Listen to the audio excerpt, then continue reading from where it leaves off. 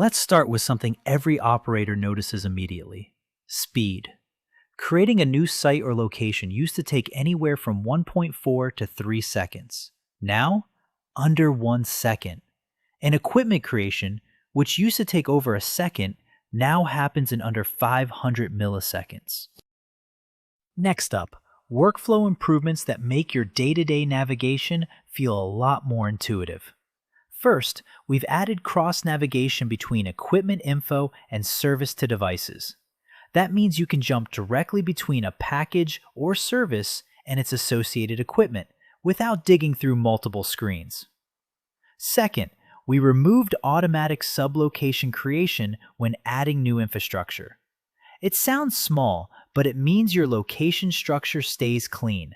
No more extra sublocations cluttering your setup that you have to manually clean up later. Now let's talk billing, because this is where a lot of you spend your time, and we know accuracy here is non-negotiable.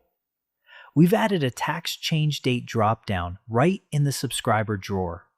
If a tax change is scheduled before the next invoice, you'll see it clearly. No more surprises on the next bill. Tax breakdowns on invoices now show a cleaner label: tax criteria to description, with rate included. And if there's no description, it gracefully falls back to the standard format.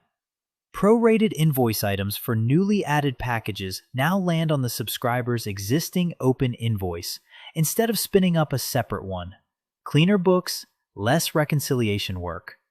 And if you're updating a recurring custom or equipment line item and check Apply Changes to the prorate item as well, that now correctly updates the prorated line in your invoice preview too. Security is never a nice to have. It's foundational. So here's what we tightened up. Session IDs now regenerate after every successful login across vPortal, a key defense against session hijacking. We added ownership validation on My Statements, so subscribers can only ever see their own invoices, payments, and quotes.